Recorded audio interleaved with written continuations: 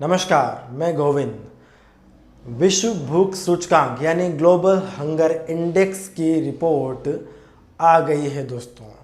इस रिपोर्ट में भारत का स्थान 107 देशों में से 94वें स्थान पर है।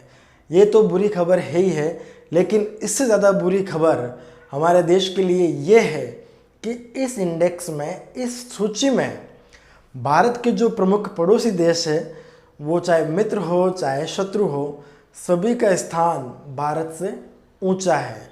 नेपाल, म्यांमार, मालदीव, पाकिस्तान, यहाँ तक कि पाकिस्तान जिसको हम बिल्कुल वर्स्ट कंट्री मानते हैं, वो भी हमसे बेहतर अवस्था में है। बांग्लादेश, जितने भी, श्रीलंका, जितने भी पड़ोसी देश हैं, सबका इस सूचकांक में स्थान भारत से ऊपर है।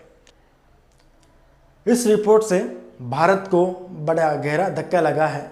वैसे तो पिछले साल भी 2019 की रिपोर्ट में भी भारत का स्थान पीछे ही था पड़ोसी देशों से, लेकिन इस बार कुछ ज़्यादा पड़ोसी देश भी हमसे आगे निकल गए हैं। लेकिन भारत ने, ये राहत की बात है कि भारत ने पिछले वर्ष की तुलना में सुधार किया है। पिछले वर्ष इनका स्थान, भारत का स्थान जो था वो 102 पर था, जो इस बार 94 पर आ गया है। अब इस गंभीर और खतरे वाली खबर के बाद ये जान लेते हैं कि ये GHI होता क्या है।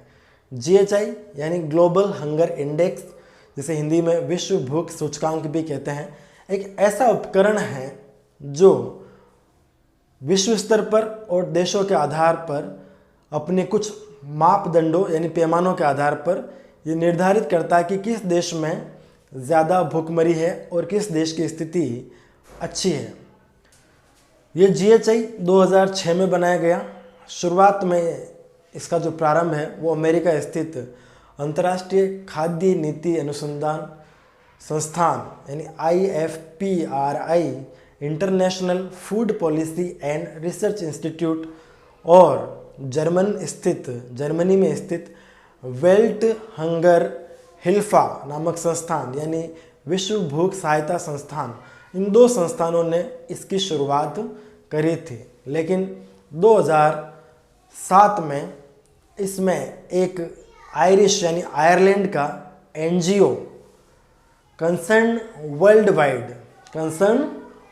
वाइड भी शामिल हो गया। तो ये IFPRI और वेल्ट हंगर हिल्फा और Irish NGO concern world wide मिलकर इस रिपोर्ट को तैयार करते थे। लेकिन 2018 में ये तीनों ही संस्थान जो है वो इस रिपोर्ट को तैयार करते हैं, जो प्रतिवर्ष अक्टूबर में प्रकाशित होती है। लेकिन 2018 में अमेरिकन जो संस्थान है IFPRI, international food policy and research institute, ने इससे त्याग दिया और अब ये केवल दो, जर्मनी की संस्था और आयरिश NGO, ये दोनों मिलकर ही इस रिपोर्ट को तैयार करते हैं। ये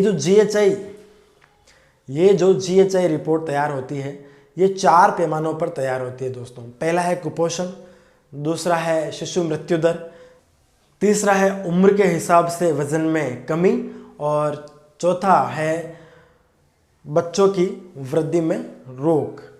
बच्चों की वृद्धि यानी रुक जाती है, कम वृद्धि हो पाती है, उनका शारीरिक और मानसिक विकास नहीं हो पाता। इन 4 पैमानों पर यह रिपोर्ट तैयार होती है। अब इस रिपोर्ट का जो निर्धारण होता है वो 100 में से अंकों के आधार पर होता है, और ये उल्टी चलती है, यानी जिसको 0 अंक मिला है वो सबसे अच्छी स्थिति में है, यानी उन देशों में भूखमरी की स्थिति नहीं है या बहुत कम है। जबकि जिन देशों को ज़्यादा अंक मिले हैं वो भूखमरी की स्थिति में आते हैं। अब ये 4 पैमानों पर जो ये रिपोर्ट तैयार होती है, इसको कुछ स्तरों में बांट दिया गया है, यानी जिसको 100 अंकों में से इसमें अंक मिलते हैं, जिसको सबसे कम अंक मिलते हैं, उन देशों की स्थिति अच्छी होती है। तो 0 से 9.9 तक जिसके अंक आते हैं वो अच्छी स्थिति में होते हैं, यानी वहाँ पे भूखमरी की स्थिति नहीं होती। और जिन देशों के 10 से लेकर 20 तक यानी 19.9 तक जिनके अंक आते हैं वो मध्यम स्थिति में आते हैं, और जिन देशों के 10 से लेकर 20 के बीच अंक मिलते हैं उनकी स्थिति मध्यम होती है। 20 से लेकर 34.9 तक जिनके अंक आते हैं वहाँ स्थिति गंभीर होती है। यानी भारत के जो अंक है इस रिपोर्ट में इस वर्ष वो 27.2 है, तो भारत की स्थिति गंभीरता को दर्शाती है।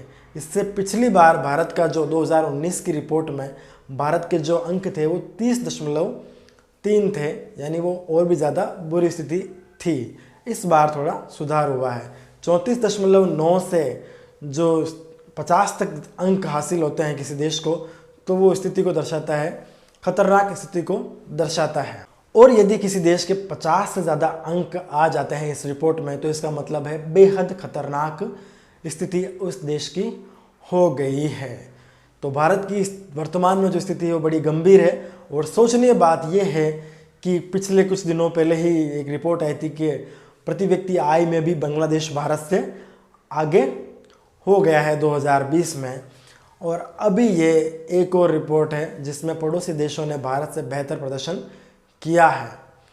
विशेष रूप से पाकिस्तान जैसे देश ने भी भारत से बेहतर स्थिति हासिल करी है। उनका स्थान 88वां है इस रिपोर्ट में। और इस रिपोर्ट के हिसाब से इस रिपोर्ट की एक बुरी बात जो है वो ये है कि भारत की 14% जनसंख्या है, यानी 14% जो जनसंख्या है वो कुपोषण का शिकार है। कोरोना काल में ये हालात और भी ज़्यादा बिगड़ने वाले हैं विश्व के और साथ ही भारत के। तो भारत के लिहाज से ये रिपोर्ट बड़ी ही नेगेटिव है दोस्तों, कि हम जो है अपने पड़ोसी देशों पाकिस्तान, म्यांमार, बांग्लादेश, इंडोनेशिया, श्रीलंका जैसे छोटे छोटे देशों से भी पिछड़ गए हैं। तो ये हमारे लिए एक सोचने की बात है। इस लिस्ट में जो सबसे ऊंचे स्थान पर रहते हैं वो डेनमार्क, स्वीडन जैसे देश रहते हैं। इसके साथ ही न्यूजीलैंड और ऑस्ट्रेलिया जैसे देश हैं, वो जो मानव विकास सूचकांक में भी ऊपर आते हैं, वो इस लिस्ट में हमेशा से ही ऊपर आते हैं। और दुखद खबर ये भी है कि भारत से नीचे केवल 13 देश है, बाकी सभी देश भारत से बेहतर स्थिति में हैं।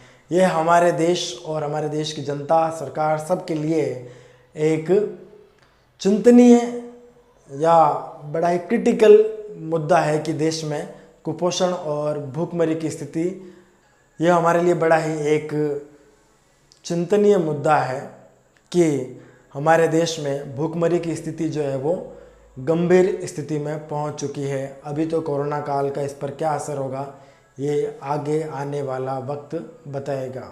उम्मीद है आपको ये इन्फॉर्मेटिव वीडियो अच्छा लगा होगा।